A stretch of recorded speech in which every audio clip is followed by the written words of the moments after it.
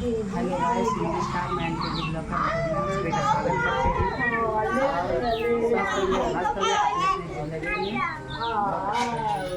आज जो है मैं चाबी का मंदिर आई हूँ और मेरे जो है भाई कथा सुन रहे हैं भैया और भाभी, इसलिए मैं और आप देख सकते हैं ये चाचा मंदिर है।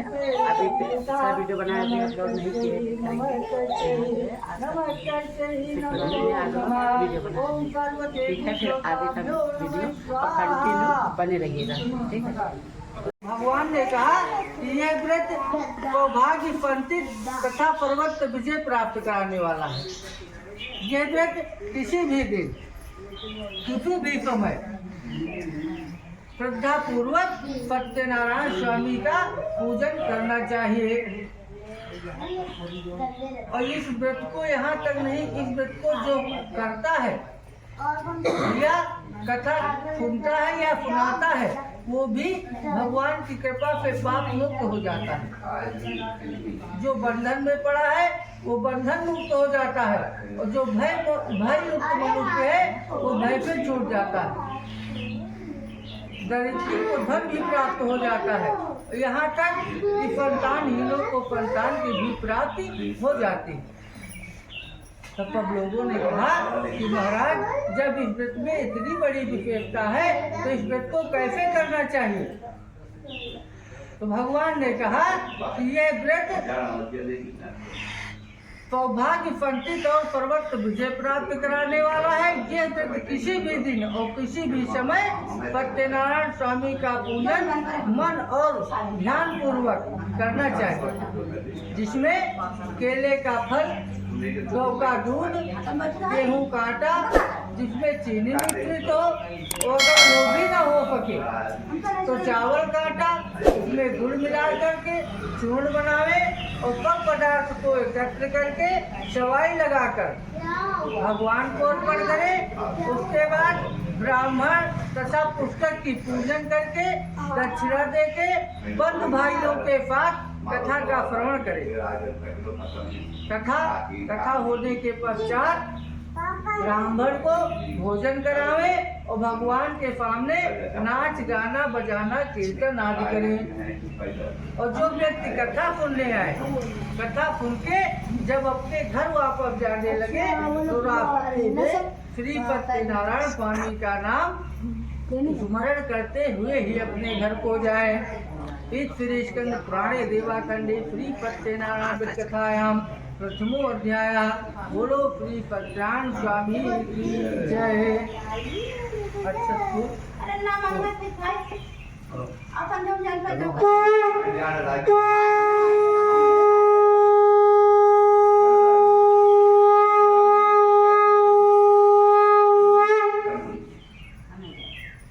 श्री गणेशाय नमः। द्वितीय अध्याय प्रारंभ। तब श्री पूज्य महाराज सोनकादिक ऋषियों से कहते हैं कि हे ऋषियों, मैं और भी एक कथा आप लोगों को बताने जा रहा हूँ, ध्यान पूर्वक सुनिए। रमणी काफीपुर में एक अति निर्धन ब्राह्मण रहता था। वो इस प्रकार कंगाल ब्राह्मण था कि भूख से पीड़ित होकर के नित्य पृथ्वी पर घूमा करता था। अब दुखित ब्राह्मण को देख करके भगवान को दया जाती है, तो भगवान क्या करते हैं कि उसी प्रकार का वृद्ध ब्राह्मण रूप बना करके उस दुखी ब्राह्मण के पास जाकर पूछते हैं कि हे ब्राह्मण देवता, आप दुखी होकर इस पृथ्वी पर रोज क्यों घूमा करते हैं। दिग्जोत्मक सब कहो, मैं सुनना चाहता हूँ। तब वो ब्राह्मण बोला कि हे ब्राह्मण देवता, मैं एक दरिद्र ब्राह्मण हूँ और दिन भर भिक्षा के लिए घूमा करता हूँ। इसलिए हे प्रभु, यदि कोई उपाय हो तो बता दीजिए, जिससे मांगने से मुक्ति मिल जाए और दरिद्रता दूर हो जाए। ब्राह्मण के प्रश्न का उत्तर देते हुए वो ब्राह्मण देवता बोले कि आप श्री सत्यनारायण स्वामी का व्रत पूजन कर लीजिए, वही वांछित फल प्रदान करने वाले हैं। इतना सुनकर वो ब्राह्मण अपने घर जाता है, लेकिन रात भर उस ब्राह्मण को नींद नहीं आती। प्रातः काल उठकर पोचाद क्रिया से निरुद्ध होकर उसने मन में संकल्प कर लिया कि आज के दिन जो कुछ भी भिक्षा मांगने से धन मुझे मिलेगा उसी से मैं सत्यनारायण स्वामी की पूजा करूंगा। ये सोच करके वो घर से भिक्षा के लिए निकल पड़ा। लिखा है कि जा पर कृपा राम के होई, ता पर दया करे सब कोई। अर्थात उस दिन देवताओं ने भी ब्राह्मण पर कृपा कर दी, उसे बहुत सा धन प्राप्त हो गया। अब उसी धन से वो अपने प्रपन्न हृदय से पके पके केले का फल, शक्कर, घी, दूध और गेहूं का आटा मोल लिया। इसके बाद घर पहुंच करके बंधु भाइयों को बुलाया, पत्नी के साथ मिलकर भगवान श्री सत्यनारायण स्वामी की विधि पूर्वक पूजा की, जिसके प्रभाव से वो ब्राह्मण समस्त दुखों से परिपूर्ण हो गया। और तब से वो ब्राह्मण बराबर हर महीना ये सत्यनारायण स्वामी की पूजा करने लगा। एक दिन की बात है कि अपनी संपत्ति के अनुसार वही ब्राह्मण सत्यनारायण स्वामी के पूजन के लिए उद्यत हुआ। इतने में एक लकड़ी बेचने वाला बूढ़ा लकड़हारा वहाँ पर आया, जो कि वो भूख प्यास में बहुत पीड़ित। तो वो उसी गली से जा रहा था तो उसने देखा कि ब्राह्मण के घर में सत्यनारायण स्वामी की पूजा हो रही है। तो उसने लकड़ी का गट्ठर घर के बाहर रख दिया और घर के भीतर जाकर देखा तो वो आश्चर्यचकित रह गया। आश्चर्यचकित क्यों रह गया? कि वहाँ पर जाकर देखा कि अरे ये तो वही ब्राह्मण है जो रोज भिक्षा मांगते फिरते थे, और आज इतने बड़े भवन के स्वामी हैं और भीड़ भाड़ के साथ भगवान की पूजा कर रहे हैं। इस प्रकार ब्राह्मण को संपन्न देख करके वो लकड़हारा आश्चर्य में पड़ जाता है। कुछ देर बाद प्रसाद लेकर के ब्राह्मण को अलग बुलाकर पूछता है कि हे ब्राह्मण देवता, आप ये किसकी पूजा कर रहे थे? तो ब्राह्मण ने सब बताया कि मैं ये, हे लकड़हारे, ये जो मेरा धन धान्य तुम देख रहे हो ये सत्यनारायण स्वामी की कृपा का प्रसाद है। इस प्रकार ब्राह्मण के मुख से सुन करके वो लकड़हारा जल पीकर घर से बाहर निकल आता है। लेकिन लकड़हारा लकड़ी का बोझ पर रखकर चल देता है और मन में उसने भी संकल्प ले लिया कि आज के दिन जो कुछ भी लकड़ी बेचने पे धन मुझे मिलेगा उसी से मैं सत्यनारायण स्वामी की पूजा करूंगा। ये सोच करके वो लकड़ी का बोझ लिए हुए उस स्थान पर पहुंच जाता है जहाँ पर बहुत से धनी लोग रहते थे, और जाते ही उसे लकड़ियों का दूना दाम मिल जाता है। उसी दाम पे वो प्रपन्न रहते थे पके पके केले का फल, शक्कर, घी, दूध, गेहूं का आटा व मोल खरीद लेता है। इसके बाद घर पहुंचकर अपनी पत्नी और बंधु भाइयों को इकट्ठा करके ब्राह्मणों को बुला करके विधि पूर्वक सत्यनारायण स्वामी की पूजा करता है। यहाँ तक कि जब तक संसार में रहता है सुख भोग करता है, अंत में उसको भगवान के द्वारा सत्य को वैकुंठ धाम की प्राप्ति होती है। इस स्कंद प्राण देवा खंडे पूर्ण सत्यनारायण कथायाम द्वितीयो अध्याय। बोलो श्री सत्यान श्री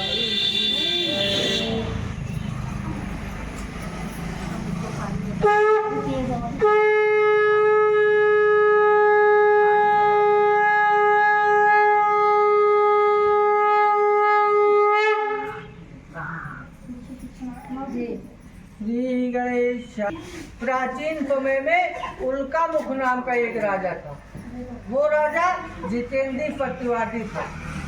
मंदिर में जाकर ब्राह्मणों को इतना दान देता था कि ब्राह्मण उस पर संतुष्ट हो जाते थे। उल्का मुख राजा की पत्नी कमल के तुल्य मुख वाली पति थी। वो पति इस प्रकार की थी कि एक दिन भद्रशिला नदी के किनारे अपने पति उल्का मुख राजा के साथ सत्यनारायण स्वामी की पूजा कर रही थी। इतने में एक साधु नाम का व्यापारी आया और उसने नौका को नदी के किनारे पर खड़ी कर दी और राजा के पास जाकर के हाथ जोड़ करके पूछा कि हे राजन, आप प्रेम पूर्वक की किसकी पूजा कर रहे हैं?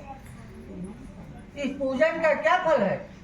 तो राजा ने कहा कि हे साधु बनिया, मेरे पास राज्य संपदा सब कुछ है, लेकिन एक पुत्र नहीं है। पुत्र की इच्छा के लिए मैं यह पूजा कर रहा हूँ। तो साधु बनिया ने कहा कि राजन, मेरे भी कोई संतान नहीं है, इस व्रत को मैं भी करूँगा, तो इस व्रत की जो विधि है वो बताने की कृपा की जाए। तो राजा ने कहा, जैसा कि पूर्व कथित है, उस साधु बनिए से तो बताया। अब साधु बनिया सब कुछ सुन करके अपने घर गया। घर पर जाकर अपनी पत्नी के हाथ जोड़ करके ये व्रत बताया कि मैं एक राजा के मुख से सुनकर आ रहा हूँ, सत्यनारायण स्वामी का व्रत है, जो कि करने से संतान की प्राप्ति होती है, तो इस व्रत को मैं निश्चय करूँगा। तो साधु की भार्या लीलावती, उसकी पत्नी का नाम लीलावती था। तो उसने यही कहा कि स्वामी, ये तो उत्तम विचार है, हे स्वामी, कल प्रातः काल ही ये व्रत कर लिया जाए। तो बनिया बोला, अरे भाई, धन क्यों नष्ट करोगी, जब संतान होगी तब पूजन कर लिया जाएगा। तो स्त्री ने कहा कि क्या पुत्र से बढ़कर धन मूल्यवान हो गया है? तो बनिया था। बनिया ने उत्तर दिया कि टका धर्मा टका कर्मा टका ही परम तपा, यस गेहे टका नास्ति हा टका टकाती। सत्य है कि कंजूस की चमड़ी चली जाए पर दमड़ी न जाने पर। और बनिए का निष्ठुर वचन सुन करके वो लीलावती चुप हो जाती। लेकिन भगवान की कृपा से, भगवान के प्रसाद से वो लीलावती गर्भवती होती है और 10 मास पश्चात उसके कन्या उत्पन्न होती है। कन्या रत्न सदस्य थी। वो दिन दिन इस प्रकार बढ़ने लगी जैसे शुक्ल पक्ष का चंद्रमा बढ़ता है। और नित्य कला बढ़ने से उस कन्या का नाम कलावती रखा गया। तो लीलावती फिर अपने पति के पास गई और यही कहा कि हे स्वामी, आपने जो संकल्प लिया था कि संतान होने पर सत्यनारायण स्वामी की पूजा करूंगा, क्या वो नहीं करोगे? क्योंकि कबीरदास जी ने लिखा है कि काल करे सो आज करे सो अब, और पल में परलय होएगी, बहुर करोगे कब। तब साधु ने जानते क्या कहा? साधु ने कहा कि रे तू पागल हो गई है, इस कन्या की बरही और छठी में बहुत सा धन खर्च हो चुका है, तो जब मैं कन्या का विवाह करूंगा तब मैं यह व्रत कर लूंगा। इतना कहकर अपनी पत्नी को आश्वासन देता रहा, लेकिन उसने सत्यनारायण स्वामी की पूजा नहीं की। अब दिन बढ़ते हुए वो कलावती कन्या पिता के घर में बयानी हो जाती है। तो एक दिन नगर में घूमती हुई जब अपनी कन्या को देखा तो मन में विचार किया, मेरे कन्या तो विवाह की योग्य हो गई है। तो दूतों से कहा कि जाओ मेरी कन्या के लिए एक अच्छा सा वर खोज करके ले आओ। दूत लोगों ने आज्ञा पाकर उसी जगह एक कांचन नामक नगर था, कांचन नगर गए और वहाँ पर एक वैश्य पुत्र को देखा जो सुंदर तथा सुगुणों से युक्त था। लड़का जात का कुलीन था। उसे दूत लोगों ने ला करके यही कहा कि हे बात, तुम्हारी कन्या के लिए मैं ये सुयोग्य वर ढूंढ करके ले आया हूँ। अब साधु बनिया ने अपनी कन्या का विवाह विधि विधान पूर्वक उस वैश्य पुत्र ने जात कर दिया, लेकिन विवाह करने के उपरांत भी वो सत्यनारायण स्वामी का व्रत करना भूल गया। अब भगवान उसकी इस नीचता पर देखो बहुत रुचि हुई। विवाह करने के बाद बनिया ने सोचा कि चलो अब दामाद भी हो गया है और कहीं चलो व्यापार के लिए चलना चाहिए।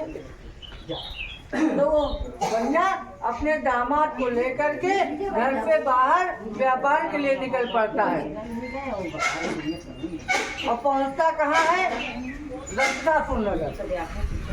वहाँ के स्वामी उस समय चंद्रकेतु राजा थे और सत्यनारायण से प्रतिज्ञा भ्रष्ट बनिया को श्राप दिया था कि हे बनिया, तुमको भविष्य में कठिन से कठिन तथा महान दुख प्राप्त होगा, ये लोक का फल है।